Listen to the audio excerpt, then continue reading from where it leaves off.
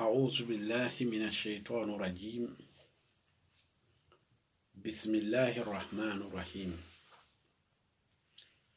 والصلاة والسلام على رسول الله محمد بن عبد الله صلى الله عليه وسلم. ربي اشرح لي صدري ويسر لي أمري وأحلل عقدة من لساني يفقهوا قولي. السلام عليكم ورحمة الله وبركاته. نفولي سمو بدين بلا كفنما moni fefe mingano mimano ni modern islama yama kerengere ni yala fana modern mania yama na fama kan kase mo badin kiena musubema ka hakidi ko mide na bani Israel kawa haraki walala ala na barawusi amana jida ama soro ni de kama uma soro ni mide fe alabu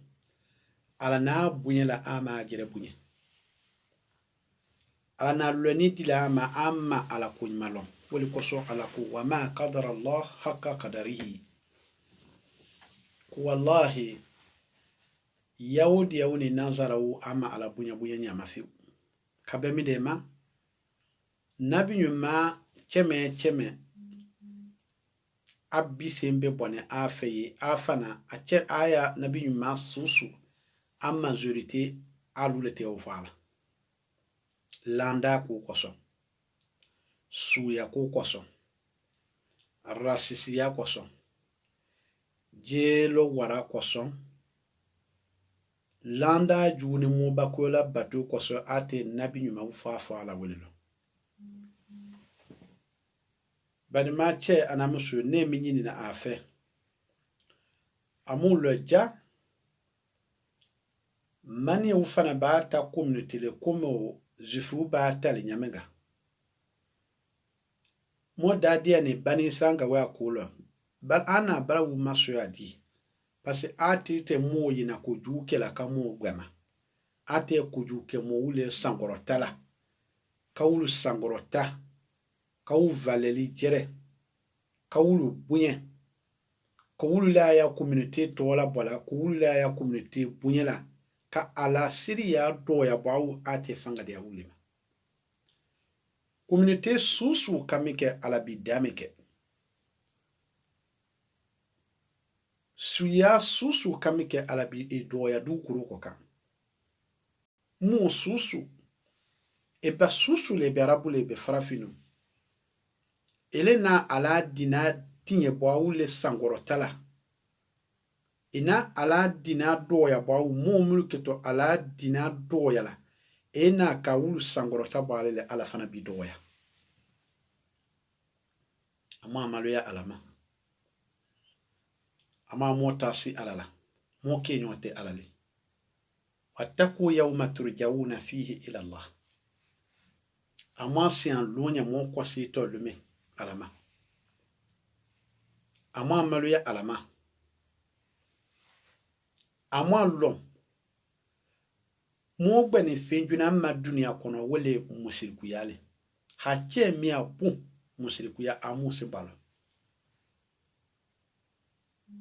mo je kana dusi no muluye akalon mo susi no muluye mo village si no muluye mo province mulusi ni de mo force kaside me jenelu tinyeli la enya mo jere kanide mania u kerengene nyanlo nemina se mania denche na musubema parce que mania mina bela deno il a bien mania il a Guineta et Burkina manien et Mali manien et Côte d'Ivoire jula abela kafunu et Masananga et Belaka et Konakirika et be dunia fanfan ni mania lili mani ye mina pela dena ngo wa takule amwa malu ya mojere ma amwa dansi mojere la dinu ya fe kamani ya tiye beka kimiri fama beka kimiri kafo mone alu ma kame fo ani dinale mola amu miri woma amwa mo dina place dia moi réseaux sociaux la kumalo moi di maso ikeni exemplaire lele kaje beylo ja ike exemplaire nyanamale kallo communauté ma I imanzi nyanama di ya communauté ma ifa welo iba welo ikabia be welo itebo wala bi itebo wala sini itike flale bi itike maningale sini itinake mon susule imino iwolo siketalo nemo kafo mo silama ya bunye wo badiya le fanga ya wo badiya bel mo badima ala jana jati na weja ala ko enama le mu'minu na ekwa mu'minu be badima kilinele asilu baina ikhwaikum aya chelo be ay brodi nyoma afoni wala al-muslim lil-muslim kal bunyan silama ya silama nyoma le kome o loli bom kome o biriki ya suddu baadul baada ko biriki dundu na nyono nyamenga ni wocho nesu senu nyona wurudi a nyamenga ni wocho aketu nyon wurudi a tene ka nyomina aketu lola nyona tene ki nyona tama ka senke kirinwe jangalo alo fesi abela fari kuruku a silama beke kome fari kuruki fari kuru le ni ana bunye wonu wa fa sen kolo sin na pa fari kuru fan be alo ko wa ko di be se moma nya be di fo so ya fari kuru be to be sunu kwa lu silama uka hakaketini misikala zara tv eduna subulo fari kuru fan be alo ko di be do mo fe mitmanga kadu kwa silama uka hakaketini me mulu ya dingani ya ikine mulu ya limani ya ikine parce que ala ko monye famin kun kafir wa min kun mu'min ayati la termino ya kafir wiya alo mu'min wiya alo ene mo do bese ka maniele me ale kafir lele ele silama lele ene mo do bese ka jamana ki ngono ya jamana mo do ye kafir le ele silama lele ene mo do bese ke la kunda kina ay karte kin kono ay sinyo ye kafir lele ele mu'min ne eni modo bese kela adeni barakima ale kafirile ele islam alele ala na weji amola don dina kumalo jinye bake na kumata la mo badinje mo badimusu manie kan vola fefe ani photo bla la fefe video bla la susu na ba bla la manie utolo communauté tolo konia ka utola ayaloko ay milimo fawu lambe ma ay milimo dinama ay basito borolo kaso Facebook kanake sababule bono no mi mola ko ye bema bunkoro ikete doya kenema sene yani bay ni kata ko abuna ibedalo ikete doyina adalo dia ni kadana timi ni kakula dafa e ballo na kafo mo sumi eketo doyi na futu ma afutu bi konfianke kadana timi abi jifa aslama ya masi kumi ufani mwanyanga wa iza raitahu tujibuka ajisamuhu kuni kauna faliye amasiri nya alogban kenya na masiri nya aslama ya la wobi konfianke wobi tabayne me kula dafa bayayi fulimani ya kumawe na ibina sulu balimani ya kumale nani mo ba de mulu fi de kela kinyon maneni kinyon doya ka community ka fara ka bonyono ka subla community ula mo pe me uma sumisi ay hakisi mo ba de ma na lalil kaneni ni tesa do majebel lo foisi na kuma bazin de mulu ka baka memo ya fo ale itobo ndola mi sibo zila wetenakira mumo kane regiso ko kane biawe koni aka dole ni ale mani ya dole ni ninga ke nyumala be mani e be soto ni mala ninga ke danga tinya balala be mani e be fana kumaji ni kade musu kinyi amma kulonya lo tinya no bia ni Facebook ka awe mo su mi de e kuma kam de lo e kuma mani e kan lo mani e belewe mani e bewe wo kuma suru ko soro we son we mina lo fela wa fa jine na ka fo mo mi do miani fani findi ilo la ilaha illa allah muhammadur rasulullah fani findi susu dunia hijabu taba susu dunia abe frapito o kumalali ko hijabu taba u bandile ni mo ki kamina jalu nyalo nakata so che mi mina ni we adasi yala na adasi ka kala wahabia bewe tolo elo na wati kafo ate sunasiaka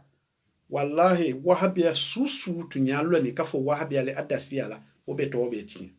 kama so adama de nyanu ajuma adama de tienu te mu nyanu fe kela fe wati mi de lo abe bana malubelia kula wati mi abe bana ajato yala abe ti sia bona mi abe nyala kak hakini madama abe ti sia bona wi mi lawe afonde kumi dabia ba do cheto mi ni abe volia limani amino da abe pidi abe noro nyamgani afonde kumi dabia te ba jere costa tila wela wati wala hakibi ajero me abe ka sutene ya kuma wati ma hakiti sa aina sutene ajia alale alkanasi duna afarila alo na wati lo atika ajere ba kita fola ko neki ne dunia ko alin dunia obe ya nyabwa neki ne febi danga de barala donc madeon an vadon kabia mo ba de fefe si la réseaux sociaux ko kakuma aidun ay mani wu lebu aye a lebu la nyamga aidun ay duni bala mingeni ay nyon de bemina ay fitina mima atika dina koson atikela alakama sensibilisation te kadina dumula kamu ugbe musliku yama kamu ugbe flanga fo yama kamu ugbe muribana yama kamu ugbe suma kanduma kamu ugbe jemusunyo ma ugbe nyon tatiema ama oke fa kata mo lebu kata mo tradition ko dulu ta kanadia tinla tradition mulute akirin peti wekela ke jamana kumaji kole ke jamana kono de kumaji kole konena ka mo junale kamibi ya Facebook la o manga kake beka kimili jema wole ko sonne ayadulu korofani Allah ta'ala ko moni alunye بعد أعوذ بالله من الشيطان الرجيم بسم الله الرحمن الرحيم إذا زلزلت الأرض زلزالها كتما من دوكرو بيجري كرلا tremblement tuon be disula jere li akete gbiri la gbere amma teri kamsuka kutnyo kake watimido wana to kala de ay milmiloma wa akhrajat al-ardi athqalaha kodu kuru kete akono dunula bola ala na femilu ki falama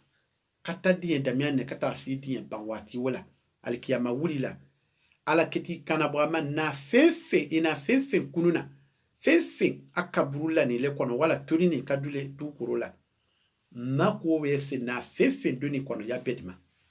ki subiri bilele du kurule fokatoma wa akhrajat al-ardi asqalaha du kuru kete ki fama ala na femilu ki fala keta bela wakula kadi alama kalasi como sina Ibrahima kono wuna sila manyamanga kono nani ka fwa ka mumbo ka susu ka fefonyela ka kejila kala tu ala ka akanabo fonye itani kono mumine nitali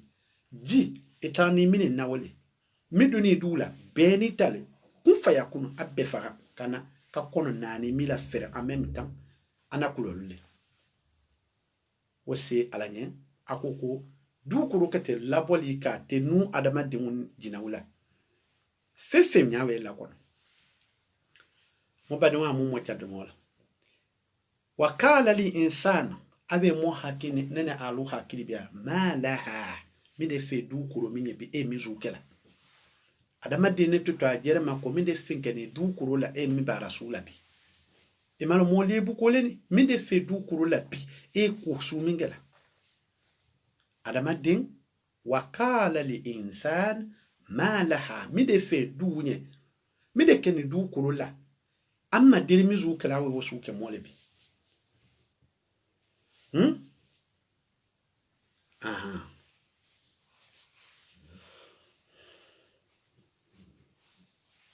ala hakini madi moma minde lo mo amilu fola mo badi mawu ka hakila bla adama denke to fola watimino du kuru kete bara wumin tatela ele setalo ne setalo e setalo bo ne setalo bo itisa akal milawulu ne tisa akal milawulu fanga tilela fanga tenela nika yo mo kete afola minde fe du kuru la bi mikela alako yawma izi kumi lumino to hadisu akibaraha du kuru kete dandeli kela ala kete fanga dila du kuruma dadi la du kuruma akete kibaru ya akete ko kibaru ya kanfola kumi ngwene ale koka seku na mide kale koka musa na mide kale koka josephine na mide kela fanta na mide kela ko du kuru kete dendela kumi kene ale koka adu seye ala nyede akete kumala kibaru ya wule alawe adama de un jabi ale sura kin kono adama de un afa mi de fe du kuro nya bi gbirigbiri lata afana na dandela kuma mulkela ku mulkela mo be firila kene ka kamu kekenema nutima lala ni mo be sala mo kunu te utu mi de nana mo bola ni kwatunu we mi de du kuro la mo kela kenema ni we ko ala ko na ka du kuro mayini nga wala aya jire mayini nga fwe bini kwa yallo alamina fanga de amadu kuro koka ase vila du kuro koka u fanga kini dini du kuro ma atanya fo ala kawo mani bi anna rabbakia aw halaha ati ala cho amasian ala minye du kuro koka ni anaya tinye lukela mba du kuro fana ti ala kimpe wole we fanga da makwe kuma sete donya bide ka fukata dala minala ela ninde mina etimala du kuro wafa semi we kinya akewe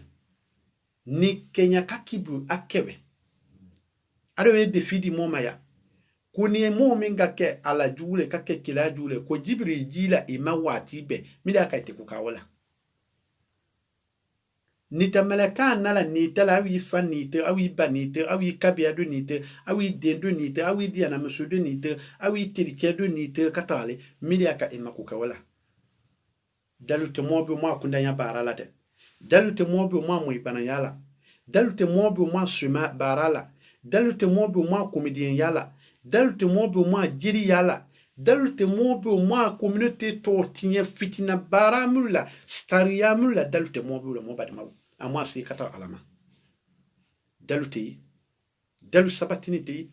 atibi kuranalo atibi hadisi lo mine du jaka kile ke communauté masarakale ele do monsieur kile ke communauté masarakale ele ngoro tendoche kile ke communauté masarakale sarakami ijebe alo imafitina dano imalo kabulu la kuna jam ala kawe mani kujani nakaba du kuro la bikafo mide du kuro la kula polata eti ala le du kuro maumia eti ala le na jamali ade atuma kasidama kafo mouvement ke inana na davimudiana yawma iz kolmi lumino du kuro ya dandeli lumino yasdur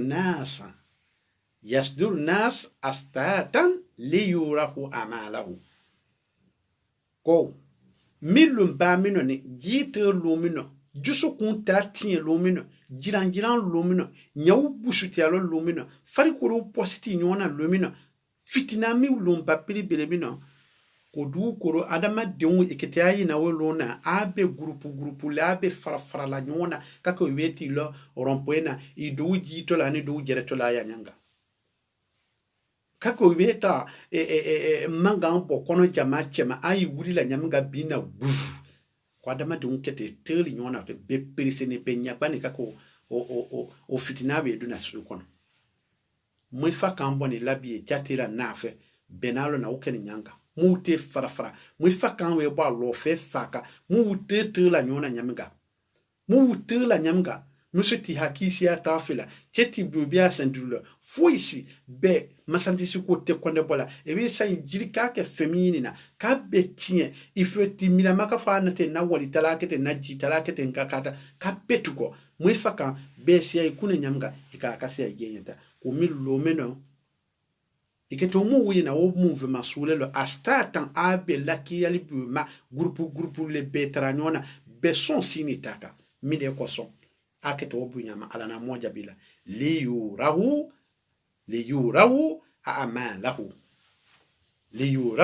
a'malahu si aya bara dayi ana mika dunia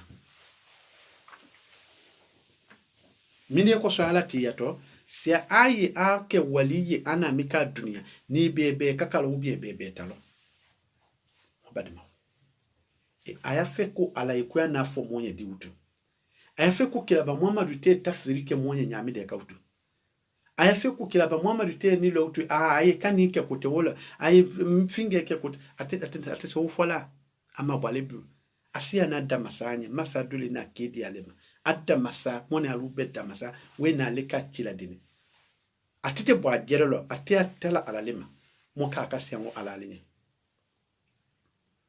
kuli yurawu a'malahu siamu yi abara daje presi kunnewe jakuma mi woni tunyelete ya la ilaha illallah rasulullah depuis kabru kono kete wode nganya suela mi de kede kidi je ka sarakali tano muli ni atina ka lunya alkiyama kije ke saraka suite na sarakali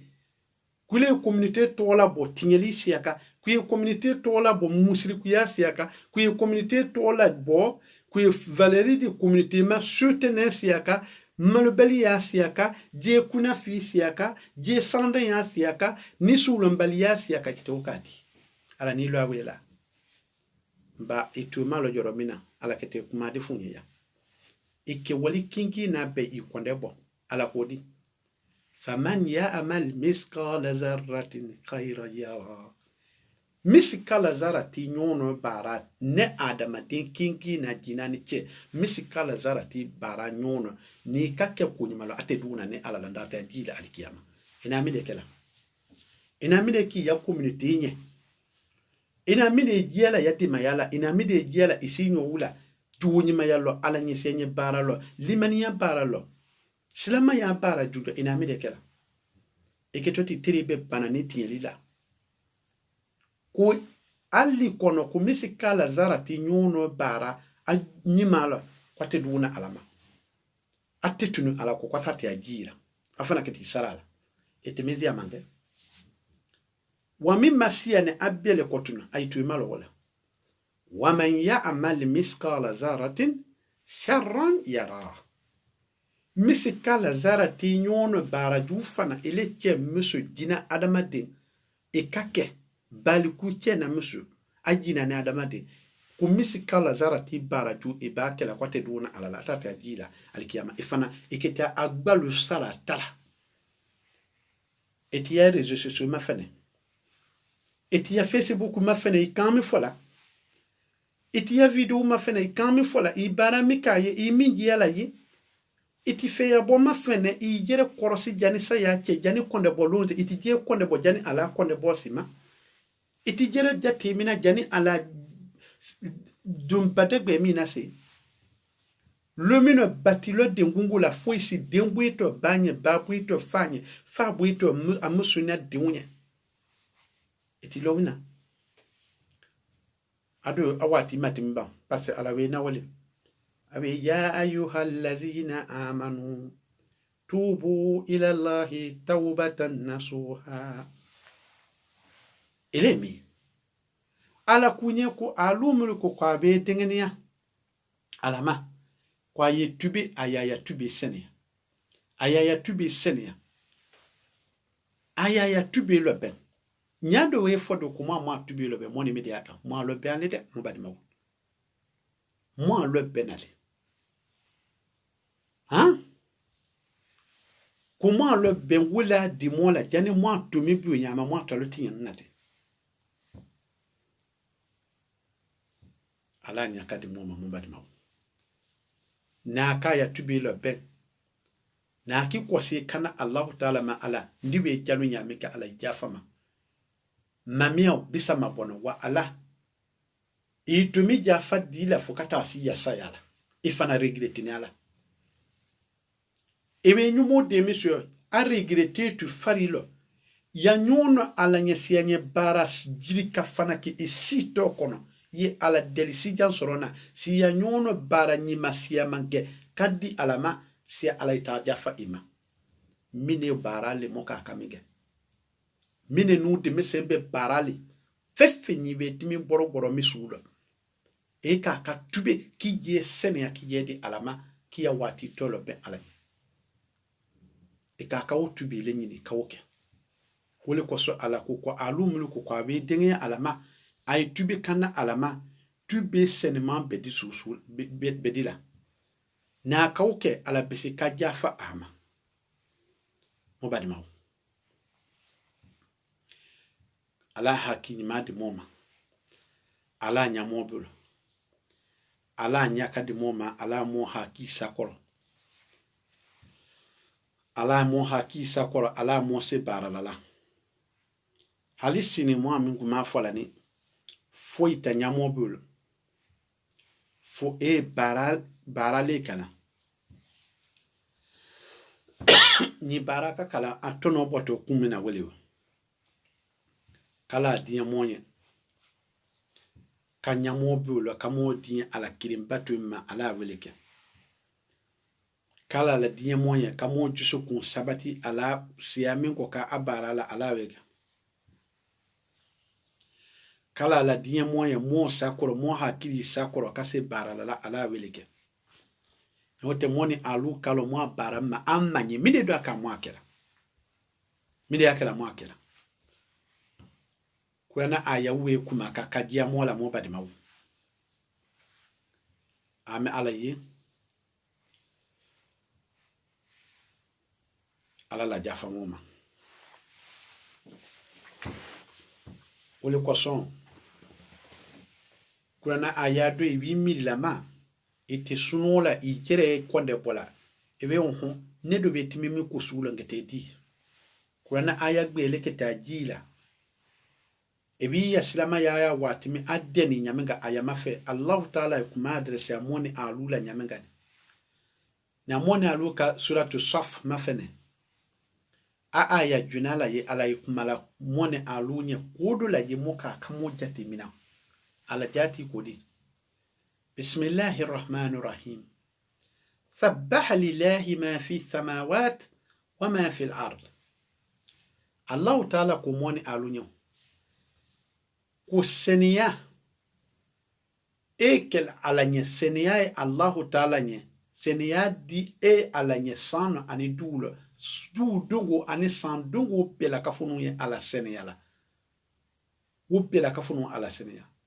wa huwa ali alamini azizu masagbilile masabilile hakim kilite masa dafanu dane midena kana kuma mi biya nyefe alu adama dimu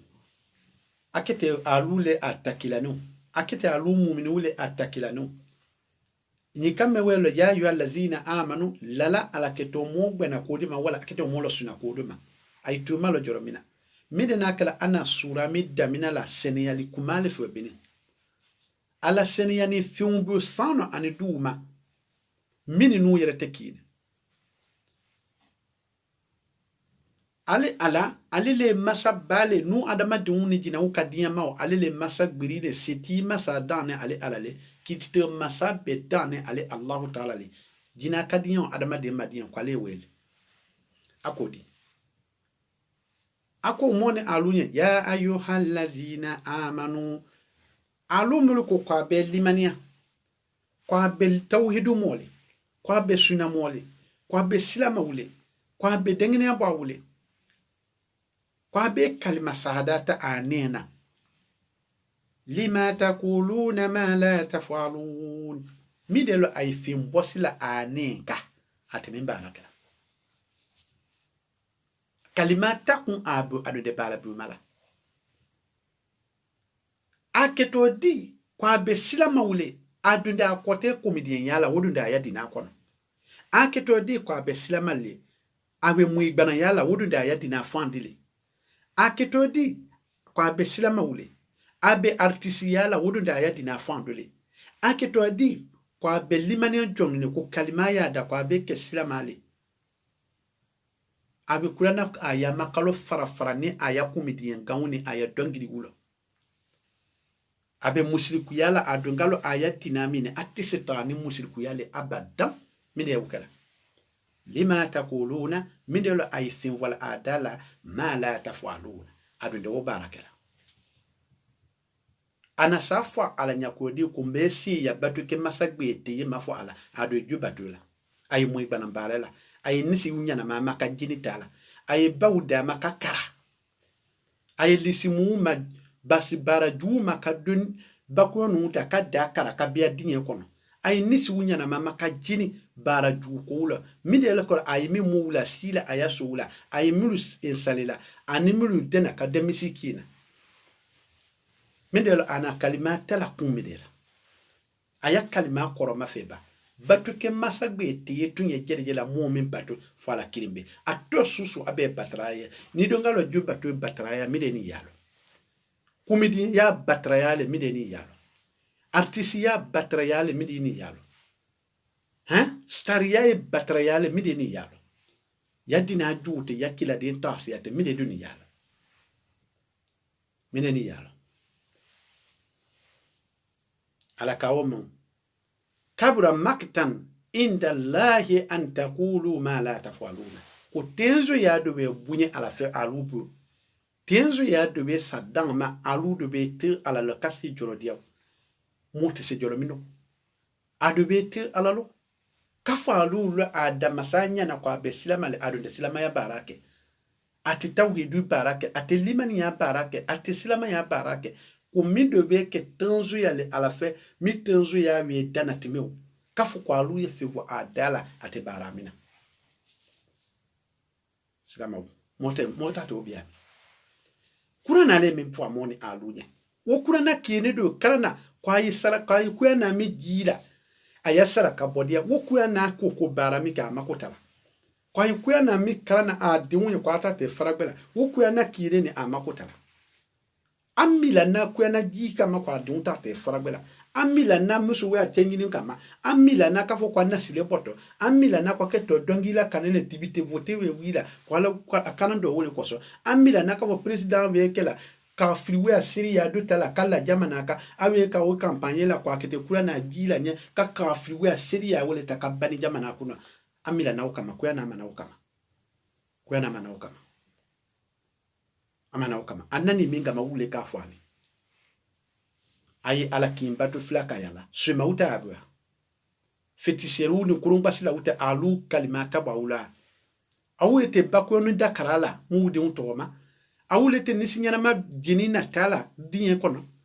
awulete kumuruti yala awulete ngikuti yala awulete musagbanati yala ana uta ame so mo bade mawu miye kajia a bela kafununa mo bade fefe nya bisire jesuzo ko kakakuma ayiju aymo manie ya ayadambe nduni do manda ayadini da mo jodu titekene ma we na bel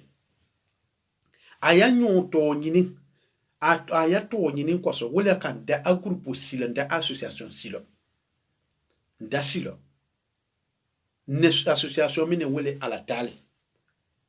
sina Ibrahim na dunga alata association ana dunga limani association ama contact nyini tautu ama nyini ta akiti kake ala kimpatulali dini hanifa ka akarabat alanye katu ala kimpatula fukata asa nota aliki nete wolo ala kafa makukum kwa weke nasome muto bete fangi aliki fangi de piadini ndo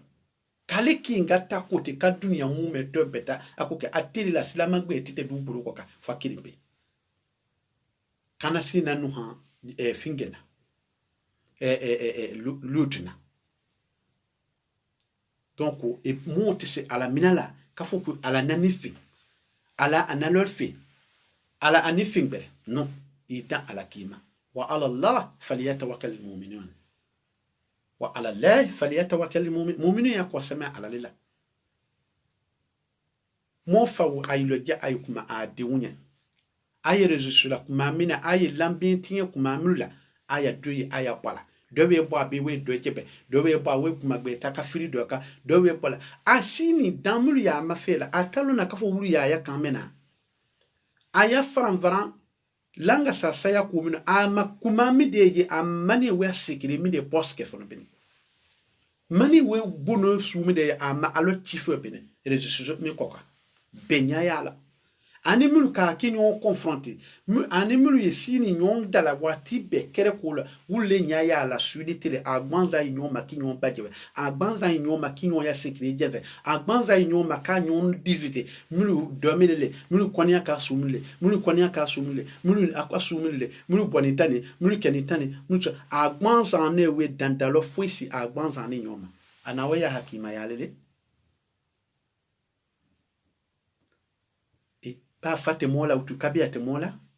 na we fola na we le fola ngo luwe tinyala luti tomo we ba tinyala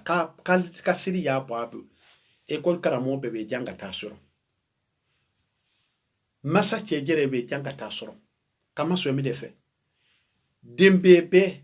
ni luti ka kautu a contrôle ta musu ka tinyali bedo dembebe te soron jato banzane soronto lu ya mara be tira wodo tiente be fo cheke dayusule chedo ndeke dayusule fa musu ye ke fanane tinyeli lale na musu ka ke tinyela ni che masika amara abe to wode vu sorona wode vule ke to kala jamana tinyetene jamana tindalo jamana kono de tindalo adama de a community tindalo abana fa tindalo nyamga kete jamana fa na barakatene abe ka ta suya jorome lumi na le koni kabasilawo durome kinsu ya kada bana fama a bana fam maranye kaka jone ulte se dala mwana le ko utu aya europe na ke to di kwata fa we mara kono utu aya fragbela ta ke to di kwata bawuni afa mara kono utu fragbela na mo bo ibani fa mara kono anawe me akila ba Muhammadula anawe yakwa na kono kafuku mo we sa fragbela utu ibate fivunya utu yame ifate fivunya utu yame ikabila te fivunya utu yame yamu utu conseil foi di mautu ele buwe ke worole ifawuni ba upe kuna utu ya du ni numi tanewe ya iro numi tanewe kule ke tu ibani fawbe marala utu utu se ka foi fulele utu weka kukimpe na wele silama yale ni ya famu ya kawara ibani fautali awe faye bidia barala na no ya metilize ikasoma na aka faye musiriku ya barala na elewe tauhidu mina ibani fau ikabla wa faye musiriku yala na ya fente yola timi kote kine parce ala mamoja malwa ala koko jon kanana ajonyo batu ala sosokoka donc ikani babatu ala sosokoka ikani fa batu ala sosokoka ikana kabla kuma kan la jere ala takoka ani kila takoka wole koson mote somba mais mo be mo de branché aya jamali kami be na musiriku ya se affaire bidia se affaire mo de branché wala nyami ga technique fa yale mo fana be bo se yale parce que mo ta fanye ufin ala na mo be na kaboma donc badima mi ka dia mo badem pela ikela konia kaw ikela mani yow ikela nguka jula fo jula low ifinge nule moje de France la nyewete ala mo tama mo ju wa fa mo kalomi pe nya kase alu mulu kanwe kwa alu konia kale alu mulu kanwe kwa alu jula lele kwa ute konia kale alu mulu kanwe kwa alu ye madingo lele alu mulu konewe kwa alu ye mani esudu bed ne minele ai kame vo anewe mu mulu ye wo kontu la aju kemba fa akakpe ate da konia kala ate da mani la ate da madingo la ate da jula la akakanwe ye mu mode akita fa wa dile alu ma amerika unta anu Vietnam amayi ana meka Vietnam ula qualifia bu susu la mwana Vietnam kwa ya bebo ko soldat we bebo ala montan anyono fitna kele mautu ko Vietnam du kuru ka qualifia bu di wi la mwa kwa ya bebo o fitna nani la sadi Allah ta Allah wole ko so kwa ba ya limani ya biala ni ka firu wa mi ala atu nyona mi fanga we samina nyote kalimani ya mo kila grupo sallallahu alaihi wasallam umu wa sawati lola mu wa tanye ka firu mu wa tanye ate fanga soyala même nous bi sila mamu million kente silola kafiri mo wa kinye bi kama so me defe kafiri una die kana nyanga mo wa kanute kafiri wa fe ka ke stari nyanga mu jere afete kafiri u fe abona die nyanga mo wa kanute kafiri u jema ku bia die na nyanga mo fana wa ya jema ku mo we ala tatasi ya be ka akumato moda me ajuute mola alimania te mola sila ma dafe bi asikinye to sila ma ya barakoso ala siafa atafasi dingiyete wole fana wake kafiru ni silama ala we media kupe fanga takadi kafiru ma nya bebe kenya utu lanyi ni no dukuru ka mba ya koti yadama ay makumbe mafeba kafiru tabe marami american wa mola si nete yediani etimina silama jonjo umbe miami ala kabya kasula abe siya na sayanya abi bana ya kila de timini mina abi bana woma aba je kala mun na lumale ki ban ka asidingin tete ala dina ko so fo kafani babanu biya keni lolo nyama tutu na kato ko siketala ani ka fru beni nyon kanunga niwe ka ala bla ka kila ta siya bla ka kula na ta siya bla ala fana ba ala bla ana yakuti ya de amulumani we wala ya aba mara adongo monye kuna kaka firuka yakuti le abe jusoro nama abe fanga soro nama akiti mila fesu mile makatui ala kutalo kila kutalo kuyana kutalo akiti mile makatui ama hakisho yi toko dalali libuya minga biwelewo mingungulu tempo kala se mo badinke na muso iban ayijo aye mo bawu bono dute mo ibe tumu no di ebi abe ta kata do hali muso de fasala kata photo ta ka a video ka bia dinyala muso alibu to video kala haki sani afeti milila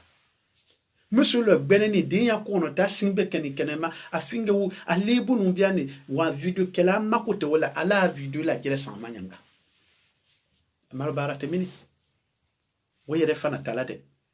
ademeni ko mi damina ni kotunu ko kabula denke kalata mo lebu no susu atata abe video la kanale kabia rezo suso ko kagia ka fo dunia madian pebe fo koni akawu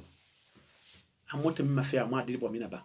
e nuti sinyon so la fo mo we rezo suso fa mo badun lebu no na ala mingo kwa yesolika abru berela abru ni manka na ko so yalo nu ya solike nyale ni abita duna mo sibona kata ya bunti nyani aya la fi un turi nyama fe ka wo beta ka wo diare so la mi ko katalele Facebook nani mine kama kata mo so dotro so bela muso warangani nya bedima ka alibu no foto beta kanale silama ya do mana mi kama de silama ya nanne ko ma danyona sito mulkadi hala ka ke demeni kala ala ta sama mi demeni la la tisi sala mi demeni sula ka to libuli façon jumla mo badima hey ay demande ke demeni la nyaka mo media kas wala ko so mo ya limani ya be tinyela ikusia ya bara be ka kena mabara le lutu ya limani ya be tinyela ka fo limani ya dileni ala kewtu ete kusikela utu ala kama abeke to video le kama abeke to wole ko so abe hali kamo be kamo le atiseka audio ketu parce jama yen yoro to wala ete yina